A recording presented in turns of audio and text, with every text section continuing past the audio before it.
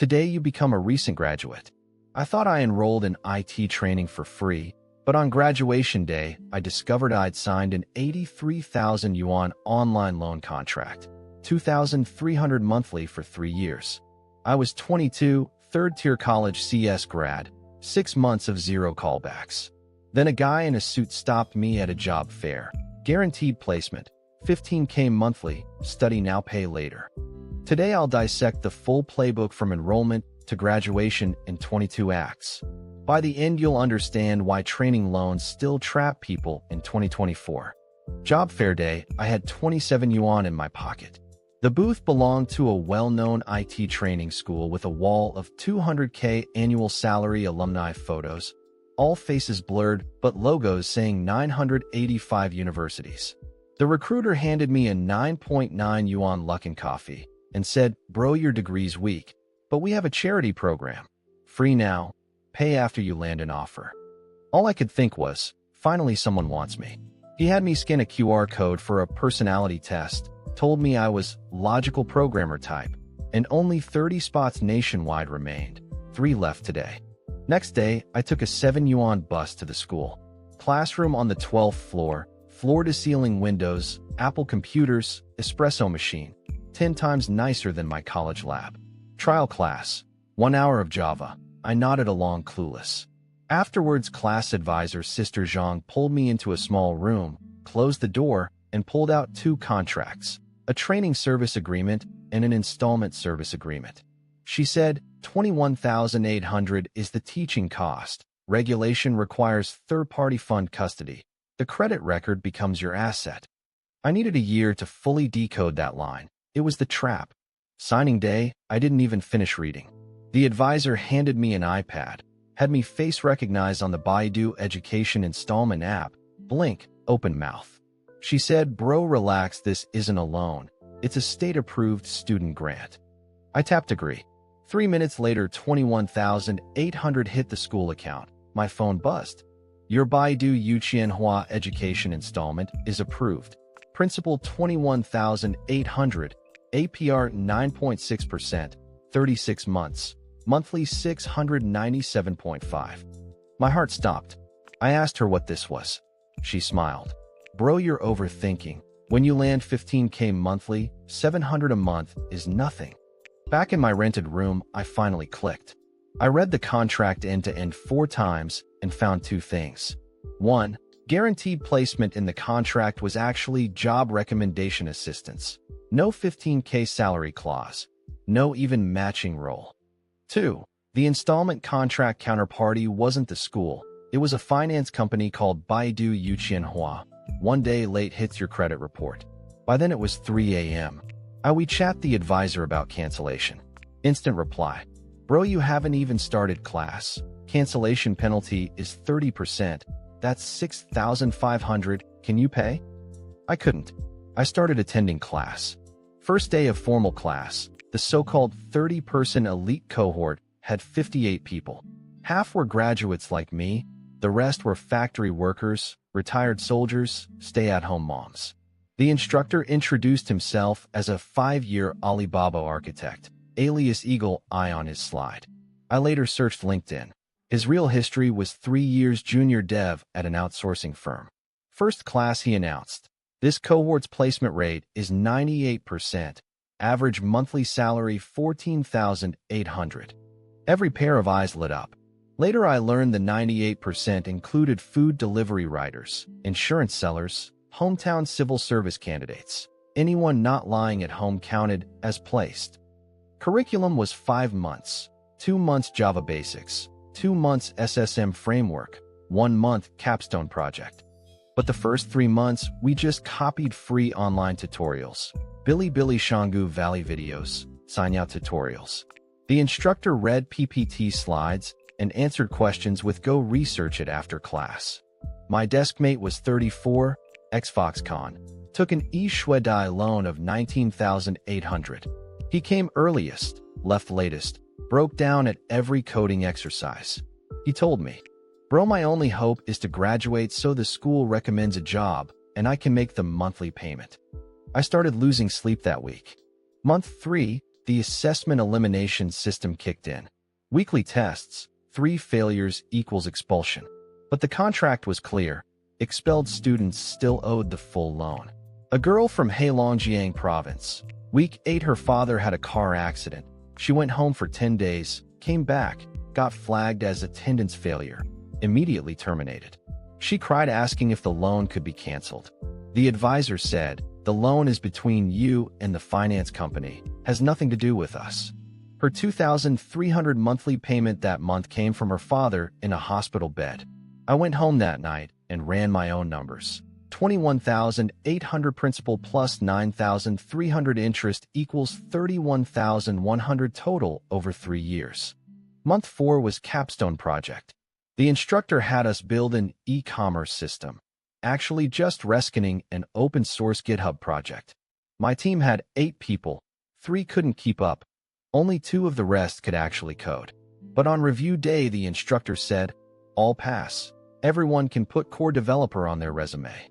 That's the school's core trick. Give your resume a story. Later at a Tencent interview, the HR smiled and asked, "What's the order concurrency volume on this e-commerce system?" I stammered. She said, "Kid, I see 200 of these resumes a year." Walking out of Tencent's tower, I didn't even want to swipe my Metro card. Second time I demanded a refund was end of month 4. I pointed at the contract clause. Guaranteed placement was actually recommendation. She turned hostile instantly. "Kid, you're being unreasonable. You signed and stamped. Refund means 30% penalty, 6,540 yuan, 3 days."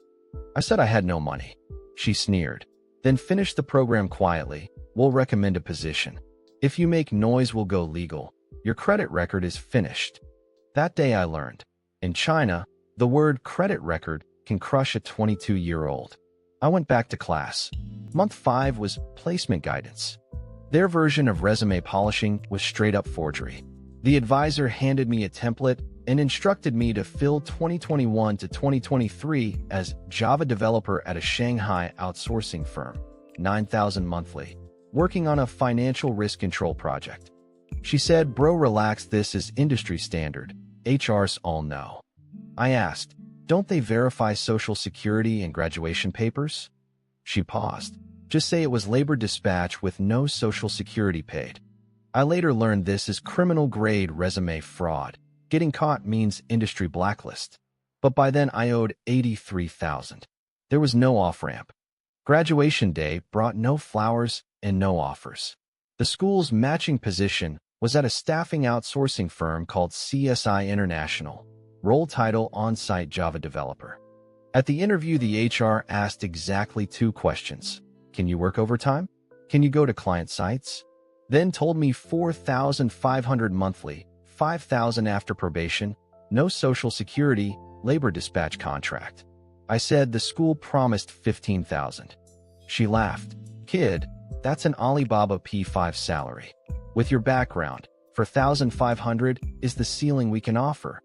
That day, standing in the metro, 2,300 loan, 1,800 rent, 400 food. I started counting whether I could survive each month. First day on the job, I learned what on-site meant.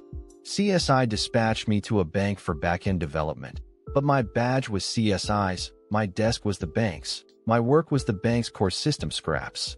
Right next to me sat a permanent bank employee doing identical work, monthly 28,000 plus holiday bonuses. A month in, I learned from a colleague. We dispatch types are called vendor cooks.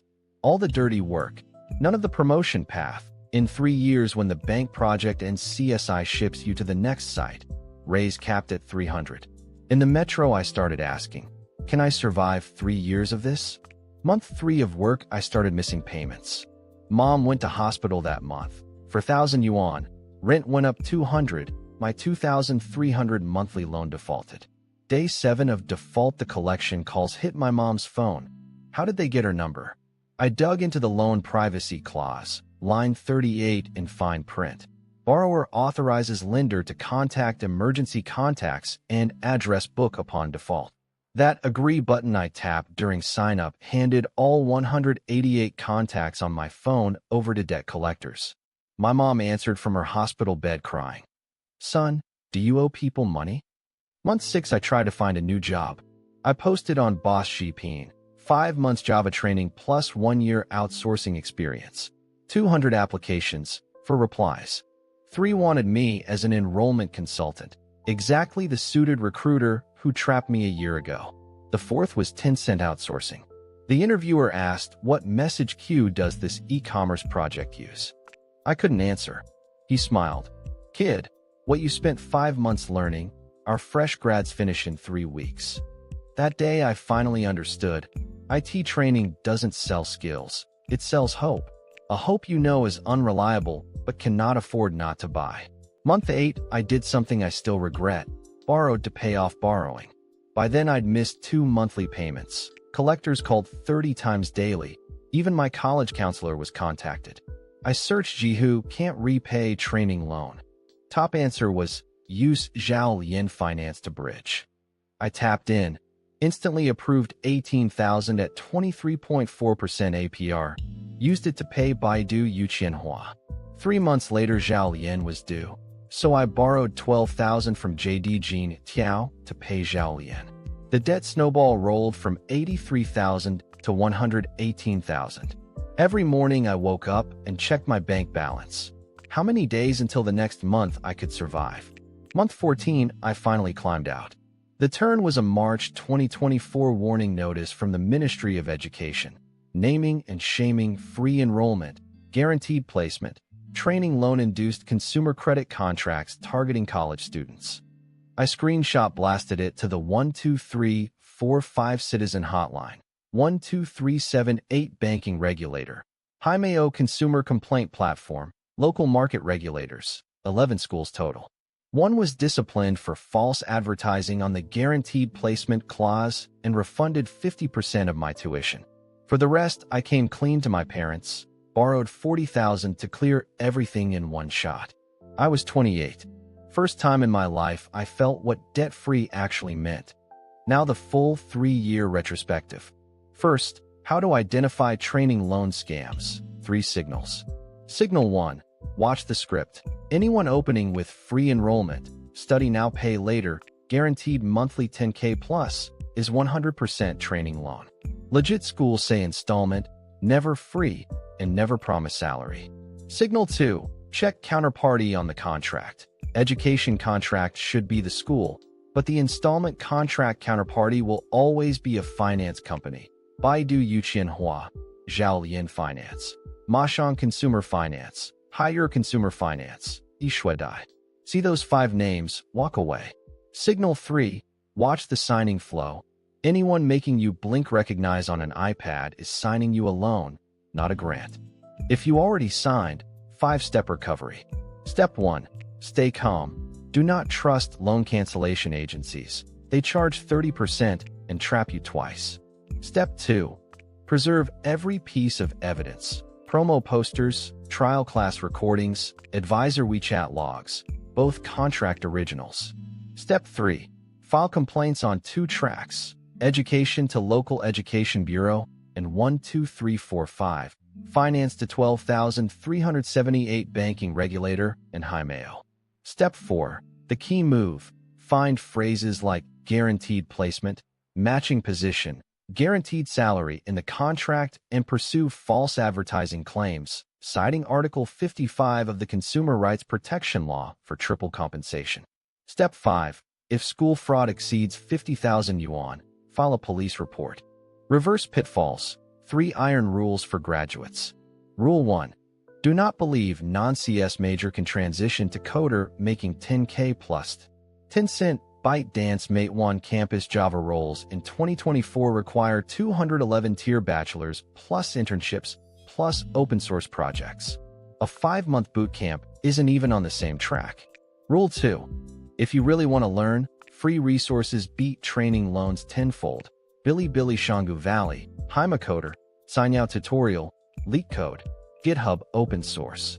All free, far higher quality than a 21,800 yuan school. Rule 3. Not finding a job from mass applying isn't shameful, but spending 80,000 on resume polishing absolutely is. That 80K takes 3 years to repay, 2,300 per month to the bank, equivalent to 20% of your salary going straight to the finance company. One last grim truth. Why does training loan business still run in 2024? Because it precisely targets 3 groups: third-tier graduates, factory workers transitioning, stay-at-home moms wanting to code.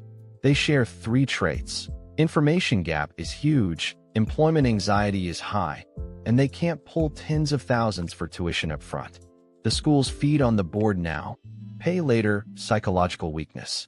The Ministry of Education issued warnings in 2023 and 2024 in a row, but as long as the anxiety persists, training loans persist. All I can do is film these 22 acts so that the next kid getting fed 9.9 coffee and logical programmer potential at a job fair gets 3 more seconds of hesitation before signing. If you know a recent graduate, a worker thinking of switching tracks, a mom wanting to learn tech, please share this video with them. Not as a story, as a memory that flashes in those critical 3 seconds before they sign. The memory of a stranger who told them about 83,000 yuan. Next episode, which trap do you want to enter? A. The live stream commerce training scam, where you pay 19,800 to learn CapCut and end up unable to sell anything. Or B. The cross-border e-commerce coaching scam, paying 9,800 to launch an Amazon store you can never actually open? Tell me in the comments. Highest votes wins. I'm your life simulator host. See you next episode.